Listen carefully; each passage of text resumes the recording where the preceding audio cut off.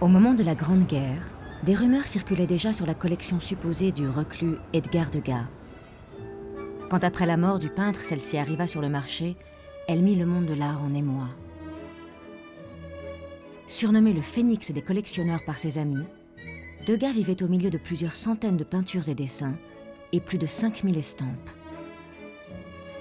Les plus grands noms se bousculent dans cette collection assemblée dans les années 1890. C'est à cette date que Degas commença à gagner suffisamment d'argent pour financer ce qui deviendra très vite une obsession. Gréco, Cézanne, Delacroix, Gauguin, Ingres. Mais c'est surtout la présence de 8 peintures, 14 dessins et plus de 60 gravures d'Édouard Manet qui interroge. Au regard de leur relation, la collection découverte à la mort de Degas raconte une histoire bien plus personnelle. Beaucoup de ses œuvres sont des portraits de personnes ayant joué un rôle central dans la vie de Manet, mais aussi dans celle de Degas. À la fin de sa vie, aigri par la cécité, il s'entoura de ses œuvres comme pour se rappeler qu'un temps durant, il avait fait partie de ce cercle, et ce, même s'il s'en était lui-même un peu exclu. C'était aussi une façon pour lui de rester connecté à ce qui d'une manière ou d'une autre lui avait échappé. Manet le premier. Pour percer le mystère de la relation entre les deux hommes, il faut s'intéresser à celle qu'ils entretenaient avec leur époque, à leur parcours, leur rapport à la critique, et observer leur dynamique à mesure qu'ils font advenir une peinture résolument moderne. Ce qui est assez fascinant dans la relation de Manet et de Degas, qui demeure énigmatique à bien des égards, c'est qu'on sait qu'ils s'admiraient beaucoup et qu'en même temps ils étaient un peu agacés l'un par l'autre. Les contraires s'attirent et il aime chez Manet ce que lui-même ne possède pas, la faculté qu'avait Manet d'aller plus vite, de jeter en quelque sorte sa couleur sur la toile avec une plus grande autorité. La presse s'est déchaînée, avec des paroles très dures. Manet, il attendait les critiques presque d'une manière d'émulation un peu électrique.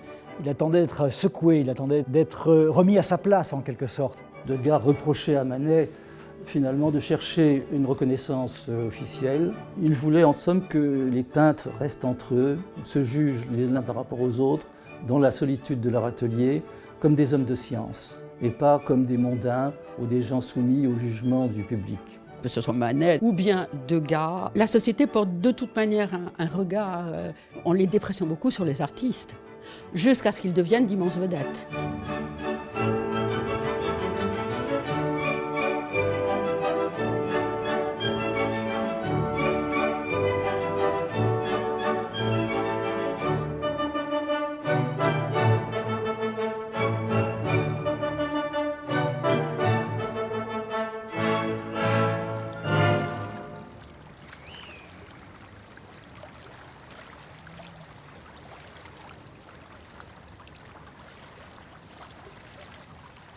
Degas, comme Manet, naît sous la monarchie de Juillet, sous Louis-Philippe. Il est le cadet de 2 ans de Manet. Il est né en 1834. L'arrière-plan familial est celui de la bourgeoisie, voire même de la grande bourgeoisie, puisque son père est banquier, fils de banquier. Et il entrevoit, bien sûr, la carrière artistique après avoir étudié le droit. Et à la différence des artistes moins fortunés, précisément parce qu'il jouit d'un statut social particulier, il va prendre son temps. Alors Manet est vraiment né dans une famille bourgeoise. Donc son père était un magistrat, un haut fonctionnaire du ministère de la Justice, et sa mère était la fille de diplomates. Elle avait pour parrain le roi de Suède.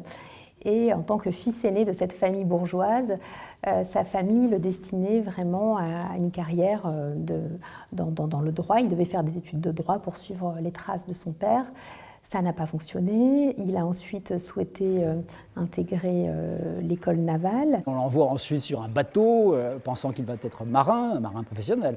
Et puis, de guerre là, le père accepte que son aîné entre dans la carrière artistique.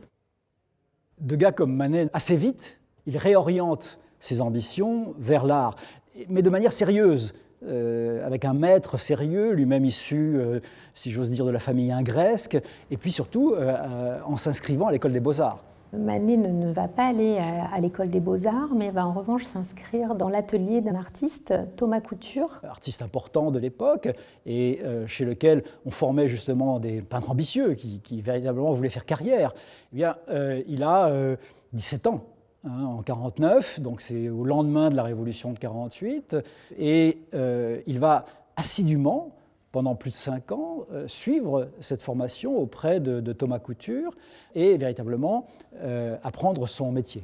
Pour le monde de la monarchie de Juillet, ce n'est pas tout à fait une décision très courante. Donc on a affaire là encore à un groupe très particulier de bourgeois éclairés qui acceptent au fond que leurs enfants suivent ce que leur tempérament leur dicte. Je crois qu'il faut insister là-dessus parce que ces deux artistes sont perçus un peu comme des maudits devant lesquels on aurait multiplié les entraves. En tout cas, au départ, tout s'ouvre.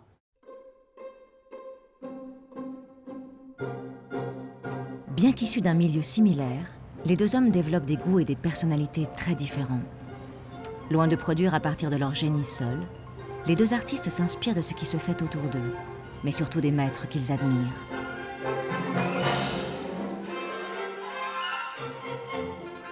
Et c'est précisément ce qui va précipiter leur rencontre.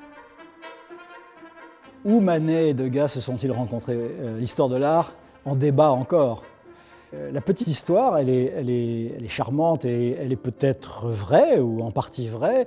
C'est qu'ils se seraient croisés pour la première fois au Louvre, au début des années 1860, devant le portrait de l'infante Marguerite de Velázquez, dont Degas exécuterait une copie à même la plaque de cuivre. Ce qui était très audacieux, parce qu'habituellement, on fait un dessin devant l'œuvre et on travaille à la gravure ensuite en atelier. Manet se serait approché, l'aurait surpris, aurait engagé la conversation, l'aurait félicité de la dextérité avec laquelle il croquait en quelque sorte son modèle, et de là serait née une amitié. Manet aurait donné une leçon à Degas. Donc on voit ce statut de Manet qui est un peu le maître par rapport à Degas, alors qu'ils n'ont que 2 années d'écart, mais il a déjà ce statut que Degas n'a pas. Et donc ce récit de la rencontre est extrêmement intéressant parce que... Même si elle est en partie légendaire, elle indique en tout cas leur pratique du Louvre, leur goût pour Velázquez, leur goût pour la copie. Mais la copie, c'est pas seulement une manière d'honorer un grand mort, c'est aussi une manière de se l'approprier. Il faut toujours se souvenir que le XIXe siècle, contrairement au XXe siècle, en tout cas contrairement à un certain XXe siècle, continue à se penser dans l'idée de l'émulation, dans l'idée de la filiation. C'est le XXe siècle qui a cherché à nous convaincre que la création était rupture. Eh bien, chez ces artistes qui pourtant vont être perçus comme les fossoyeurs de la tradition, comme ceux qui précisément ne sont pas conformes, il y a toujours cette conviction qu'on se découvre soi-même à travers la copie, l'examen, le regard, la fréquentation des maîtres.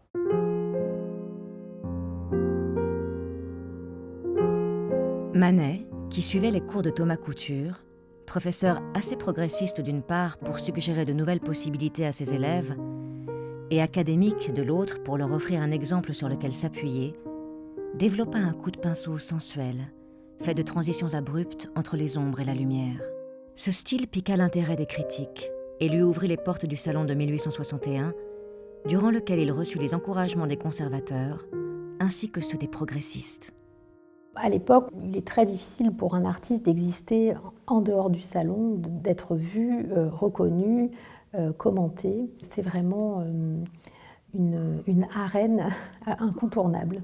C'est véritablement le lieu où se rencontrent les artistes, un public, une administration qui achète et commande de l'art. Bref, c'est indispensable à toute carrière qui débute. Alors Manet expose pour la première fois au salon de 1861, où 2 de ses toiles sont acceptées, le portrait de ses parents et le chanteur espagnol. Et ce tableau va lui valoir une mention, c'est dire qu'il est immédiatement distingué par l'administration impériale, va lui valoir aussi d'être prisé par celui qui est le plus grand critique d'art de l'époque, le poète Théophile Gautier, dédicataire des Fleurs du Mal, de son ami Baudelaire.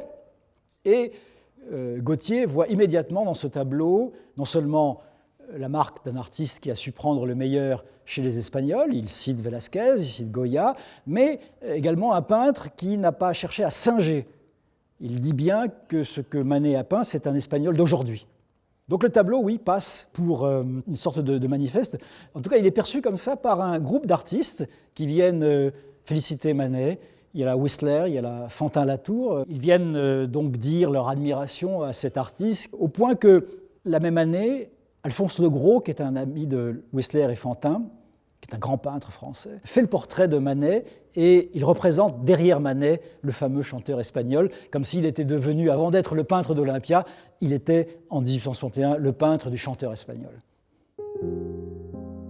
Manet deviendra par là même, sans le vouloir, la figure de proue d'un mouvement de jeunes artistes voulant marquer l'histoire.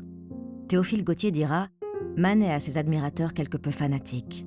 Déjà quelques satellites tournent autour de cette nouvelle étoile. » Degas, lui, mettra beaucoup plus de temps à se faire connaître. Son père dira de lui « Notre Raphaël travaille encore, mais n'a toujours rien accompli. Les années passent. » Ou encore « Que puis-je dire à propos d'Edgar ? Nous attendons impatiemment l'ouverture de l'exposition. J'ai de bonnes raisons de croire qu'il n'aura pas fini à temps. » Triste constat. Alors qu'il s'épuise au labeur, Degas ne pouvait être qu'impressionné par l'apparente facilité avec laquelle Manet produisait chef-d'œuvre après chef-d'œuvre. « Maudit Manet », confiera-t-il à l'artiste britannique Walter Sickert. « Tout ce qu'il fait atteint sa cible immédiatement, alors qu'il me faut toutes les peines du monde pour ne pas y arriver. » Degas, au début des années 1860, est un jeune artiste qui continue à tâtonner, au point d'inquiéter un peu d'ailleurs son milieu familial. Il lui faudra plus de temps qu'il n'en a fallu à Manet pour définir sa voie, et donc aborder le salon avec une œuvre qui lui semble représentative véritablement de ce qu'il veut faire en peinture. Degas, dans ces années 1860, n'est absolument pas connu. Seuls quelques amis proches, artistes le connaissent. Mais par exemple, lorsqu'il expose pour la première fois au salon de 1865, c'est le même salon qu'Olympia. Et personne ne parle de Degas alors que tout le monde parle de Manet. À cette époque, et ce depuis un siècle, le salon est l'événement artistique le plus important du monde occidental. La carrière des peintres en devenir s'y fait et s'y défait. La majorité des œuvres présentées sont alors le produit d'une culture officielle, honorant la grandeur de l'État et la bourgeoisie.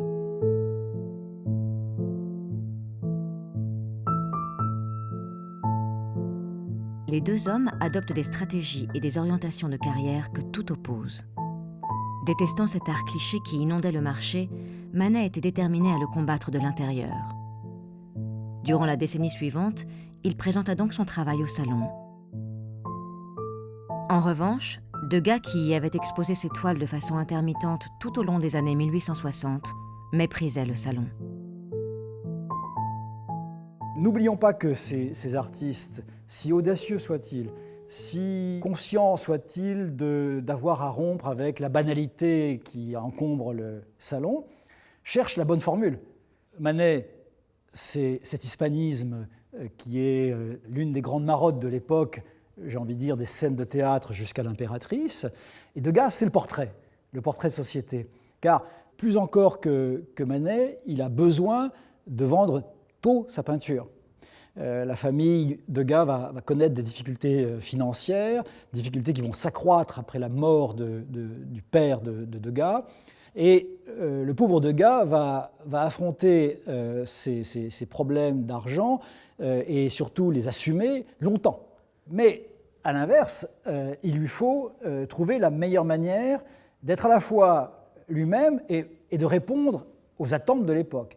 Et les attentes de l'époque, quand on regarde le salon, c'est le paysage et c'est le portrait. Manet a toujours voulu exposer au salon du début de sa carrière jusqu'à la fin. Il ne renoncera jamais au salon. Mais quand on regarde bien, Manet, bon an, mal an, entre 61 et 1882, est présent au salon.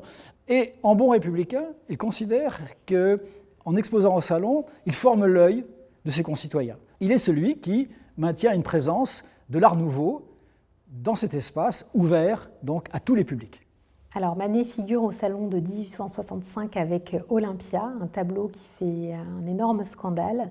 Le salon abonde en représentation de Vénus et autres naïades et nudités mythologiques. Et Manet va donc s'emparer d'un sujet qui est dans l'air du temps, mais pour le transformer. Il ne s'agit plus ici d'une divinité traduite conformément au canon de la beauté, mais d'une femme dont on comprend très vite qu'elle vend ses charmes. Double crime au regard donc de la formule canonique qui veut que l'on montre des corps idéalisés et des corps mythologiques. C'est que ce tableau renvoie directement à un grand précédent qui est celui de la Vénus d'Urbain du Titien. Qui est considéré vraiment comme le tableau majeur de la Renaissance, du beau idéal. Il le transpose résolument dans un langage plus brutal, mais en plus de cela, crime dans le crime, il représente une prostituée, et cette prostituée, elle nous regarde, elle nous toise, elle n'est en aucune manière un symbole d'immoralité. C'est au contraire une femme souveraine qui domine les spectateurs et les visiteurs du salon de toute son autorité naturelle. C'est d'ailleurs ça que Manet a conservé du Titien. Au fond, le tableau n'intègre pas la condamnation de ce qu'il représente. Ce qu'on attend d'un tableau immoral, au contraire, c'est le triomphe. C'est le triomphe d'une femme moderne et c'est le triomphe d'une prostituée dans le Paris du Second Empire. Et Degas aura dans sa collection des gravures d'après Olympia, un dessin aussi que Manet lui aurait offert, et une copie que Gauguin a réalisée d'après Olympia, que Degas va acquérir à la fin de sa vie d'ailleurs, à un moment où il ne voyait plus très bien, il l'achète aux enchères sans vraiment pouvoir voir le tableau. Mais cette copie d'Olympia sera présentée dans son appartement, dans l'antichambre. Donc apparemment, si l'on entrait chez Degas, on passait devant Olympia de Manet. Où il a eu un succès, ou si vous voulez, un succès de scandale, mais où il est célèbre. 1863, Les Refusés, 1865, Olympia. Bref, il est célèbre comme Garibaldi. C'est ce que dit Degas à son propos. Il y a aussi bien sûr la technique de Manet, il n'y a pas que le sujet, cette technique très libre. Vous savez qu'il y a tout un débat chez les historiens d'art, d'ailleurs un peu forcé, sur ce qu'on entend par la maladresse de Manet. Il inversait la droite et la gauche, il y avait des ruptures de perspective. Tout cela, à l'époque, était conçu comme des maladresses. Aujourd'hui, on a dépassé ce niveau-là. Et au salon, donc, ça lui a été profondément reproché par des quantités de critiques qui se gaussaient du fait qu'il ne savait pas peindre. Manet cherche alors du réconfort auprès de son ami et critique Charles Baudelaire. Mais celui-ci ne lui donne pas la réponse attendue. La relation qu'entretiennent Manet et Baudelaire est à la fois mystérieuse et passionnante. D'abord parce qu'on a affaire à deux génies, et la rencontre de deux génies, c'est toujours stupéfiant. Parce que, également, Baudelaire n'a fait que la moitié du chemin. Il n'est pas allé complètement à Manet. Il a aimé l'homme. Il a en partie apprécié son art, mais il voyait en Manet, pour le dire brutalement, un peintre inaccompli. D'où sa façon de le soutenir en le rabrouant, sa façon de le conforter en l'engueulant presque. La fameuse lettre de 65 qui lui dit « Vous venez chercher du réconfort, mais sachez qu'avant vous, Chateaubriand, Delacroix, dans un monde plus riche, dit-il, ont subi les mêmes avanies. Donc, reprenez-vous, jeune homme, et affrontez l'adversité comme les grands aînés l'ont fait avant vous. » Cette approbation qu'il n'avait pas obtenue de la part de Baudelaire, le peintre va la chercher auprès de ses pairs. Manet veut partir à Londres pour s'y créer un marché. Il propose à Degas de l'accompagner, mais celui-ci refuse.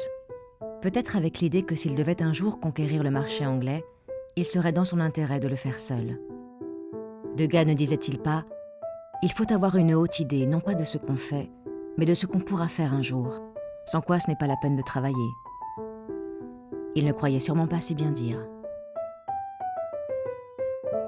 La famille Bellelli, c'est d'abord un tableau sur lequel Degas travaille presque une dizaine d'années. C'est le tableau dont lui-même et sa famille désespèrent qu'il l'achève. Donc c'est son chef-d'œuvre. C'est-à-dire que c'est l'œuvre avec laquelle il veut frapper définitivement un grand coup. Il y parvient à peine avec la famille Bellelli, qui passe presque inaperçue. En fait, elle est accrochée très haut au salon et personne ne la remarque. À tel point qu'on a encore du mal aujourd'hui à établir de manière certaine qu'il s'agit de cette œuvre.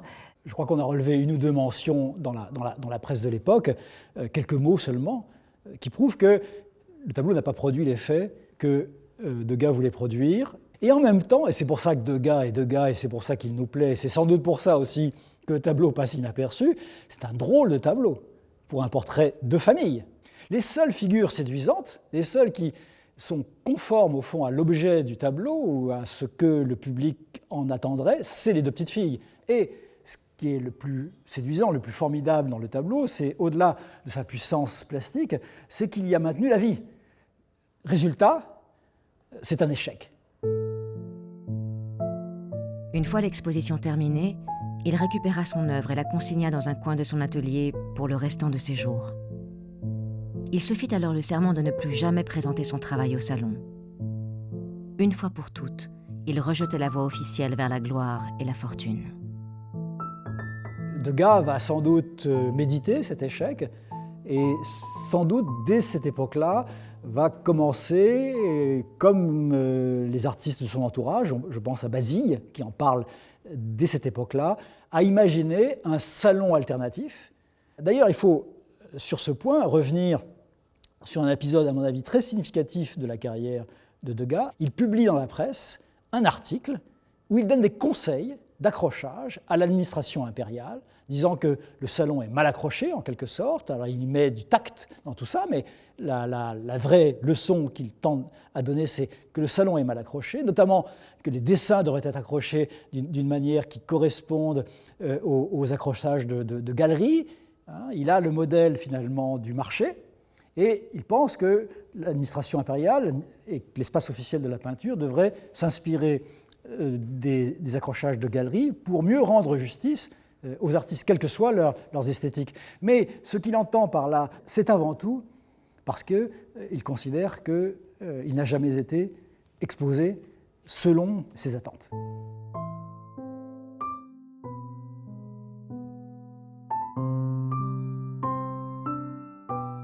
Ce rapport aux critiques et aux institutions lève le voile sur le caractère des deux hommes. Manet, à la fois en tant qu'artiste et en tant qu'homme, c'est quelqu'un qui aime être vu, commenté, qui est à l'aise en société, qui est très à l'aise avec les journalistes, qui aime recevoir dans son atelier, qui aime parler de son art, qui assume complètement le rôle de chef d'école qu'on lui attribue dans les années 1860 et que l'on voit par exemple dans les tableaux de Fantin-Latour avec un atelier au Batignolles. Il recherchait le succès. Le succès lui apportait tout ce qu'il aimait, c'est-à-dire la faveur des jolies femmes, des mondaines. Le succès lui apportait une sorte d'ivresse. De ce point de vue, il était taxé de naïveté, mais c'est aussi son tempérament qui était comme ça. Il avait besoin d'être connu. Ce qui n'est pas du tout le cas de Degas, qui lui, au contraire, n'a pas du tout le même rapport qu'à Manet avec les journalistes ou les hommes de lettres. Il n'a pas son Zola, par exemple. Degas reprochait à Manet, finalement, de chercher une reconnaissance officielle. Il voulait, en somme, que les peintres restent entre eux, se jugent les uns par rapport aux autres, dans la solitude de leur atelier, comme des hommes de science, et pas comme des mondains ou des gens soumis au jugement du public. Degas, lui, voulait être illustre et inconnu. Après l'échec du salon de 1867, et malgré son aversion des mondanités, Degas entreprend le portrait du très sociable dandy Manet et de sa femme. Cette fin des années 1860 coïncide avec un épisode majeur de leur relation qui, là aussi, n'est pas précisément daté et qui est encore entouré de beaucoup de mystères, qui est l'épisode du portrait que Degas a peint du couple Manet. L'une des différences les plus sensibles quand on compare la vie de Manet et celle de Degas, c'est bien sûr l'espace domestique. Manet, à la différence de Degas, a eu une vie conjugale épanouie, donc il s'est marié avec Suzanne Lenoff. Suzanne était la mère d'un petit garçon, Léon, dont les liens avec Manet, avec la famille Manet, sont encore aujourd'hui très énigmatiques et non résolus. Dont on ne sait toujours pas si il est le fils du peintre, le fils du père du peintre ou de quelque inconnu que ce soit. Situation plus qu'originale en milieu bourgeois, très atypique. Alors Degas, lui, à l'inverse, ne s'est jamais marié. Il a manifestement vécu dans la nostalgie de ce qu'aurait pu être sa vie s'il s'était marié, laissant entendre que vivre avec une femme aurait sans doute éclairé sa vie, lui aurait permis de mieux affronter également l'existence et ses difficultés, mieux vieillir. Il s'entendait très bien en général avec les femmes de ses amis, donc c'est pour ça que c'est intéressant de considérer ses liens avec Madame Manet à l'aune de cette aisance qu'il pouvait avoir avec, par exemple, Madame Janniot, Madame Valpinson. C'est sans doute la raison pour laquelle il a tant représenté Suzanne. Ça, c'est non pas un mystère, mais une évidence. La présence de Suzanne, si j'ose dire, sur les murs de Degas.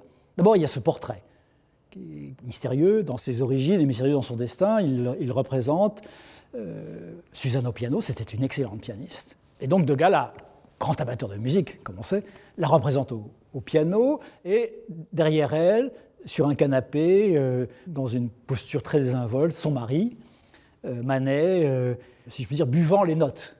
Patatras. Un jour, alors qu'il rendait visite au Manet, il découvre que le tableau a été coupé.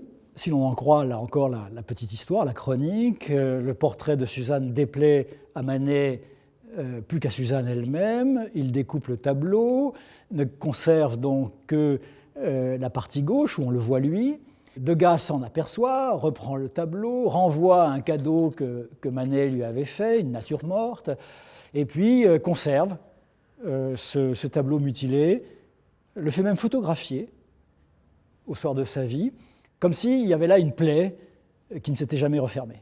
La plupart des témoignages concernant cette œuvre rapportent que Manet n'était pas satisfait de la façon dont son épouse était représentée. Il trouvait qu'elle n'avait pas été flattée. Mais cependant, quand on regarde le tableau, on s'aperçoit que la pose de Manet n'est pas spécialement flatteuse non plus. Cependant, d'après des proches de Manet qui l'ont bien connu, tous ont souligné que la pose de Manet dans ce tableau était particulièrement frappante de vérité. Elle représentait vraiment une attitude que Manet avait de manière très régulière.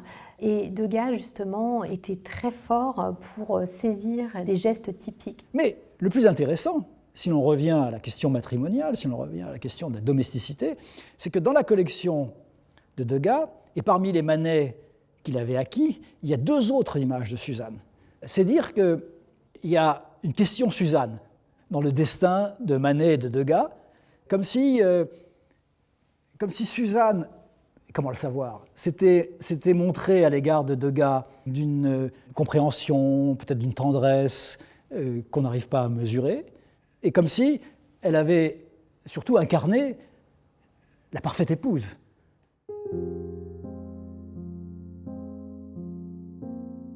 Pourquoi Manet saccage-t-il la toile de son ami ?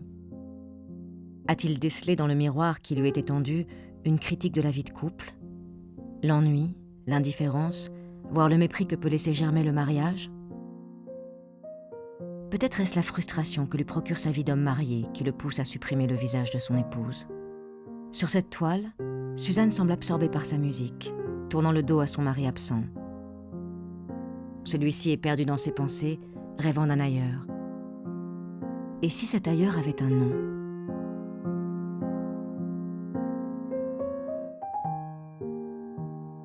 Au-delà de la question Suzanne, ce premier accroc dans l'amitié des deux peintres pose aussi la question de leur rapport aux femmes.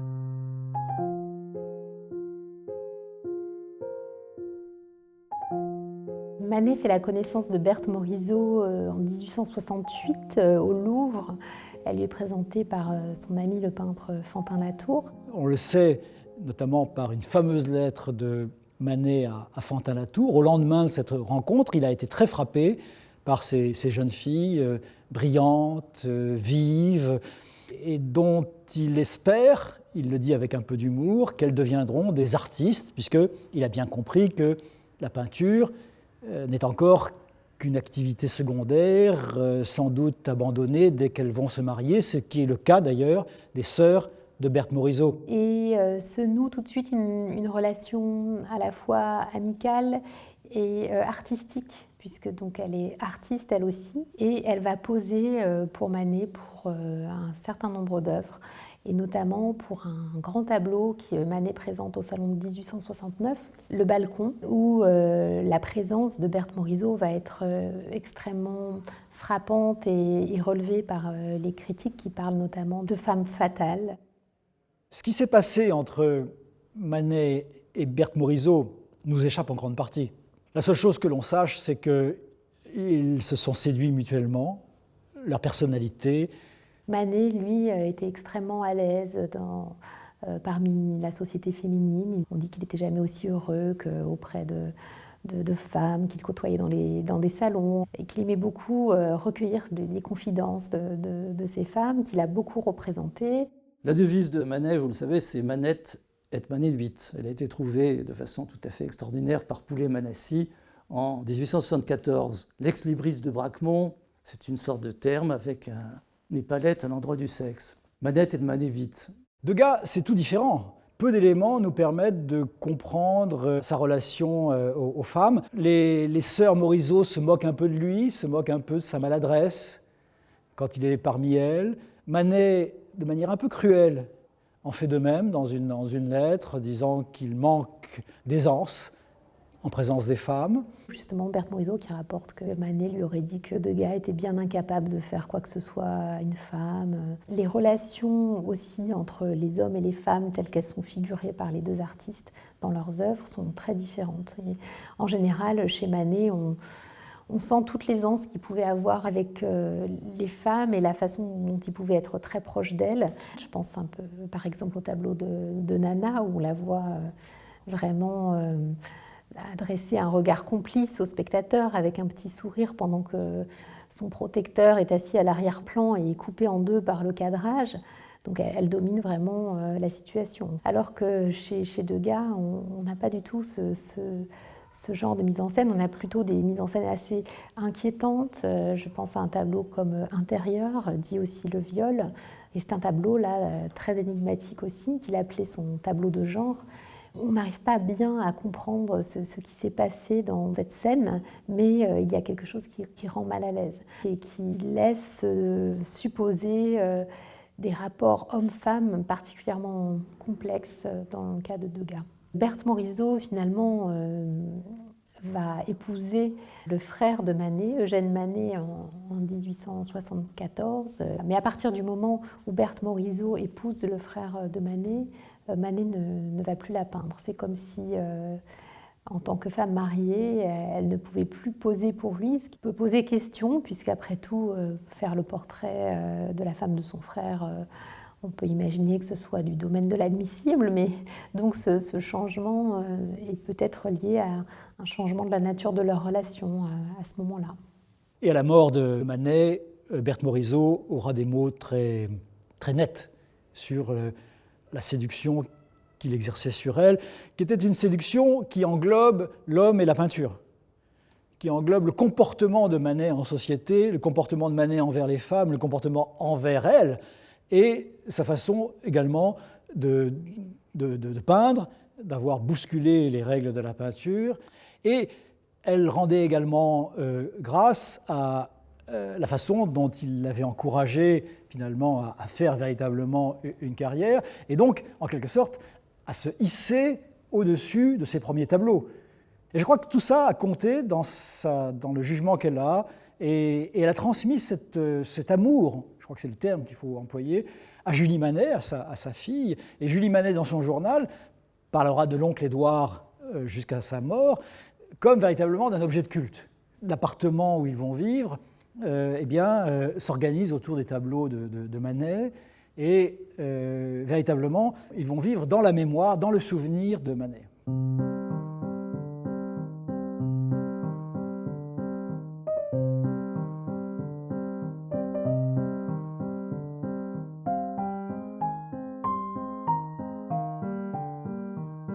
Voici Manet et Degas plongés dans la guerre. L'armée prussienne assiège Paris. Les deux peintres connaissent drames et privations, perdant certains de leurs amis, se nourrissant de rats et de chevaux tombés au combat. Ces événements seront bientôt suivis de ceux de la Commune et marqueront profondément les deux hommes. C'est une période très intéressante pour étudier la relation entre Degas et Manet, parce que c'est une période durant laquelle Manet et Degas ont été finalement les plus proches. C'est pendant le siège de Paris. Parce que contrairement à beaucoup d'artistes, notamment d'artistes de leur entourage, eux vont rester à Paris, ne vont pas partir, et ils sont réquisitionnés par l'armée en tant que gardes nationaux. Tous les deux ont un grand respect, une grande admiration pour l'armée et sont patriotes. Et ils veulent défendre vraiment leur pays au moment du siège de Paris en 1870. Et ensuite, après avoir pris leur distance au regard de la Commune, ils vont témoigner, surtout Manet, des violences qui vont accompagner la reprise en main de ce Paris insurgé. Le patriotisme et l'expérience de la guerre ont été fondamentales. Degas le dira beaucoup plus tard à Paul Valéry. Pour Degas, les peintres qui avaient fait la guerre, finalement, méritaient tout son respect. Il le dit, il est très clair là-dessus. Et c'est sans doute une des raisons pour laquelle il achète cette version de l'exécution de Maximilien. Qui avait été découpée en plusieurs fragments. Il va vraiment mettre beaucoup d'énergie à essayer de retrouver l'ensemble de ces fragments, ce qu'il ne parviendra pas à faire, mais il en retrouve 4 et qu'il va réassembler lui-même sur une toile. Il va aussi avoir des gravures dans sa collection liées à la guerre de 1870, au siège de Paris, puis à la Commune. Puisque, au fond, le naufrage de Maximilien est lié à la politique étrangère du Second Empire, et la chute du Second Empire elle-même engendre l'expérience de la Commune. Tout ça est lié pour les deux artistes. Donc c'est intéressant de voir que Degas s'est justement intéressé à ce versant de l'œuvre de Manet qui n'a vraiment aucun équivalent dans son œuvre à lui.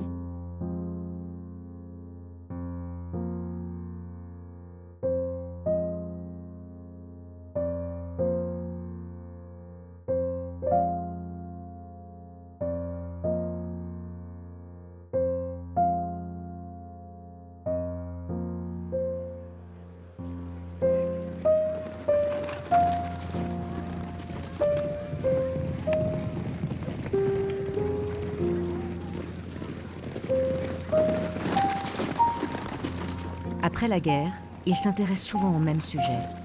Les cafés-concerts, les courses de chevaux, les modistes. Et ce, avec un certain esprit de compétition. Ils se moquent gentiment l'un de l'autre. Leurs joutes recèlent autant de compliments voilés que de critiques. Manet est désespéré, dit Degas, car il ne peut peindre d'atroces tableaux comme ceux de Carolus Duran et être célébré et décoré. Ils ont cherché à inventer ou à réinventer la peinture moderne, plus exactement à introduire la modernité de leur temps dans la peinture. Ils l'ont fait différemment, même s'il y a des similarités passionnantes. Mais ce qui est assez frappant, c'est que malgré les différences de tempérament, de sociabilité, ils vont garder chacun d'entre eux un œil sur l'autre. Tous deux donc, représentent des sujets très comparables.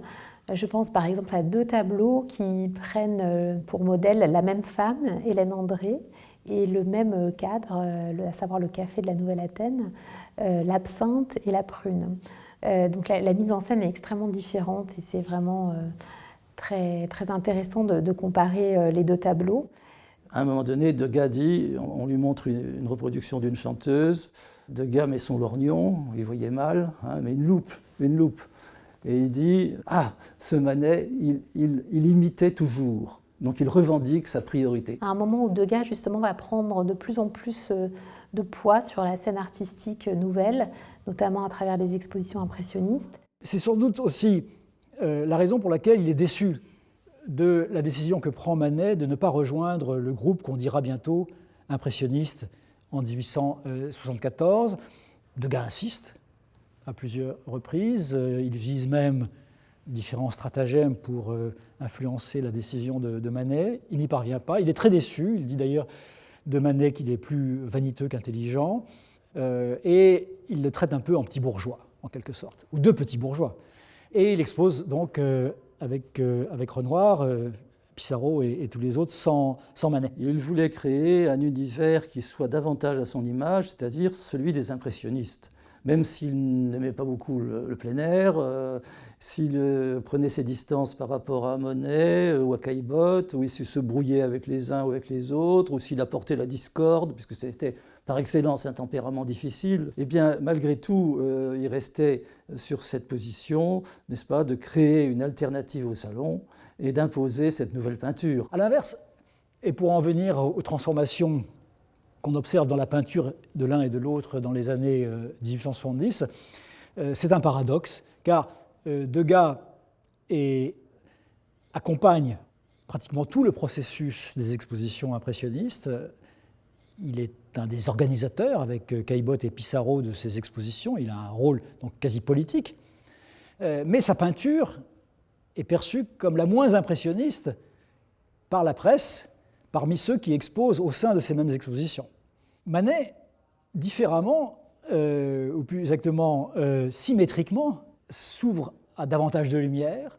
Sa facture se libère finalement de cette sorte de fermeté autoritaire et magistrale des tableaux des années 60. Ces sujets sont parfois ceux que traitent les artistes impressionnistes ou que traite Degas. Pensons aux scènes de tub, par exemple, aux scènes de danse, scènes de music hall. Donc on a un Degas qui travaille, qui expose avec les impressionnistes tout en proposant une peinture radicalement différente de la leur, et un Manet qui se tient à distance du groupe, mais dont la peinture se rapproche de la leur, même si elle ne renonce pas à ce qui fait sa spécificité. De sorte que Stéphane Mallarmé, qui est un petit peu instrumentalisé par Manet, en 1876, dans un fameux article, un des plus beaux jamais écrits sur l'impressionnisme, présente Manet comme le chef de l'école impressionniste, ce qui a dû fortement irriter et Degas et ceux qui se considéraient comme les inventeurs même de la technique impressionniste. Et c'est à partir de là que les relations très intimes entre les deux protagonistes eh bien, deviennent tendues. L'idée à retenir, c'est qu'il y a véritablement des liens profonds entre eux, des oppositions profondes entre eux, mais si on les creuse, on retrouve toujours quelque chose de commun. 3 ans après l'invitation lancée par Manet, Degas se rend seul à Londres et réussit à faire vendre ses toiles sur Bond Street par le marchand Thomas Agnew. 10 ans plus tard, Degas est devenu une célébrité outre-Manche. Walter Sickert, qui considère Degas comme le chef de file du mouvement impressionniste, dit de lui « le grand peintre français », peut-être l'un des plus grands que la Terre ait jamais porté. C'est avec cette production que son œuvre prend un tournant et l'emmène vers la série de tableaux qui le rendra vraiment célèbre et imposera son nom, Degas. Les danseuses nous parlent d'une forme de prostitution qui ne dit pas son nom, alors que nous sommes dans une époque où les bourgeois vont au bordel comme on va au café. Du côté de Manet, un bar aux Folies Bergères montre aussi quelque chose de l'époque. La petite danseuse de Degas, qu'on appelle la petite danseuse de 14 ans, devait être présentée à l'exposition impressionniste de 1880, qui est la 5e exposition impressionniste. Tout était prêt, la vitrine était là, et l'œuvre n'y a jamais été présentée. Elle a été présentée en 1881, l'année suivante, 6e exposition impressionniste, et a créé une sensation absolument énorme. La presse s'est déchaînée, et avec des paroles très dures, et cette petite danseuse est étrange. Toujours aujourd'hui, quand on est devant elle, on a une sensation de malaise, parfois, une grande interrogation. Qu'est-ce qu'elle veut vous dire? Est-ce qu'elle se moque de vous? En fait, ce n'est pas l'œuvre quasiment qui est critiquée, elle le sera aussi, mais c'est le modèle déjà. C'est déjà une image du vice, et c'est une image évidemment qu'on rapporte immédiatement à la prostitution. Et être une danseuse est déjà quelque chose qui n'est pas franchement accepté dans la société. C'est accepté à condition de s'en servir, en fait. Degas n'a jamais été accusé de quelque privauté sur ses modèles, et ces mauvaises langues des Goncourt qui détestaient Degas s'il y avait eu la moindre fumée, hein, n'aurait certainement pas manqué d'y mettre quelques réflexions plutôt désagréables dans leur journal, ça c'est évident. La tendresse de Degas pour les femmes est évidente, hein. Elle est très profonde. Elle ne passe pas par les mêmes canaux, si j'ose dire, que celle de Manet. Mais vous voyez que s'il n'a qu'un cœur, son cœur est quand même très lié à ses chéries, les danseuses. Il faut se garder de simplifier, hein, et d'enfermer Degas dans sa misanthropie, dans son mauvais caractère. Il les a observés comme il aurait observé des animaux, mais au sens noble du terme, c'est-à-dire un animal qui vit, qui a une sorte de présence insoupçonnée qu'on découvre. Donc il a découvert finalement dans la société et dans l'élément le plus codé qui soit de la société, la danse, des ressources humaines que l'on ne connaissait pas.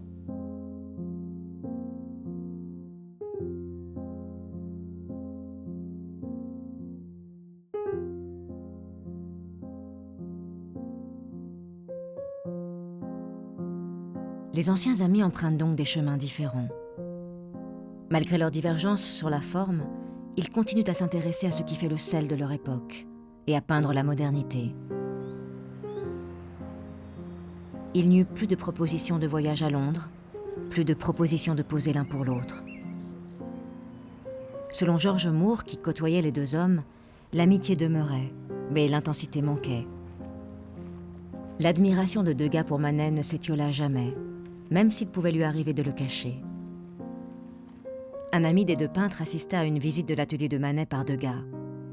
Degas regarda les dessins et les pastels. Il prétendit avoir les yeux fatigués et ne pouvoir voir clairement. Il ne fit presque aucun commentaire. Peu de temps après, Manet rencontra l'ami qui lui dit « Je suis tombé sur Degas l'autre jour. Il venait de quitter votre studio et était enthousiaste, ébloui par tout ce que vous veniez de lui montrer. » Manet répondit « Ah, le salaud !» Manet meurt au printemps 1883. 18 mois plus tard, Degas écrit à un ami « Fondamentalement, je n'ai pas beaucoup d'affection, et celle que j'ai pu avoir n'a pas été accrue par la famille et autres problèmes. J'ai été laissé seulement avec ce qu'il n'a pas été possible de me prendre. Pas grand-chose. Ainsi parle un homme qui veut finir sa vie et mourir seul, sans aucun bonheur, quel qu'il soit. » Degas devait encore vivre 33 ans.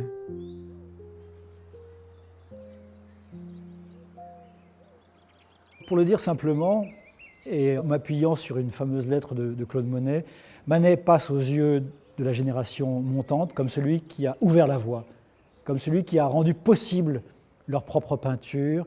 Il est celui qui a permis finalement à la peinture moderne d'advenir. Comme Monet, Degas voit en Manet celui qui a rendu possible l'avènement d'une autre modernité. Mais il y voit aussi autre chose. Il voit l'artiste qui, comme lui-même s'y était employé, a su maintenir en vie l'essentiel de l'héritage traditionnel, l'héritage classique. Tous les genres de la peinture ont été abordés par Manet et il les a tous renouvelés. Je pense que c'est ça la grande leçon que conservait Degas par-devers lui. L'homme que vous allez apercevoir a 80 ans. Il est pauvre, maussade, presque aveugle, et c'est un peintre de génie. Voici Monsieur Degas.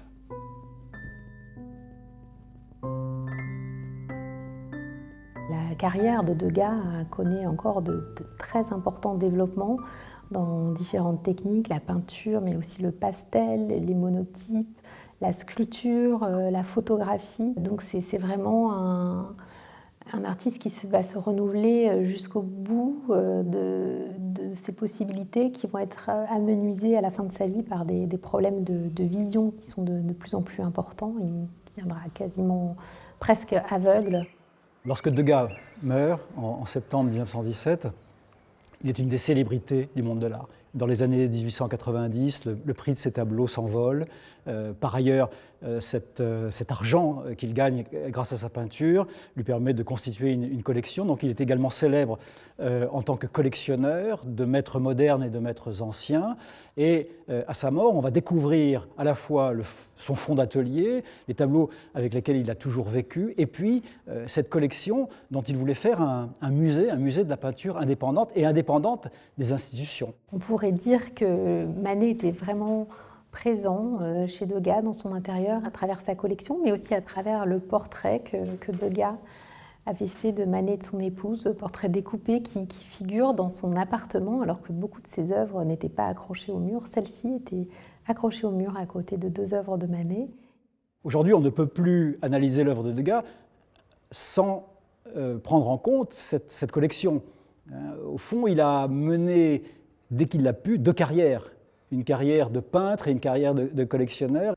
Je crois d'ailleurs qu'une des raisons pour lesquelles Degas a vécu avec presque une centaine d'œuvres de Manet, c'est qu'il est véritablement l'un des maîtres de sa jeunesse. Après la mort donc, de cet artiste qu'il a admiré, de cet homme dont il a été l'ami, il va vivre dans la présence de Manet à travers sa propre collection. Cette collection, c'est d'abord la collection d'un artiste. Un musée qui ne verra jamais le jour, ce qui lui fait prendre un tout autre sens. Pour Degas, il s'agissait de s'entourer de témoignages profonds qui l'accompagnaient dans son travail. À cet égard, ces toiles de Manet sont un portrait de leur amitié et de leur rivalité.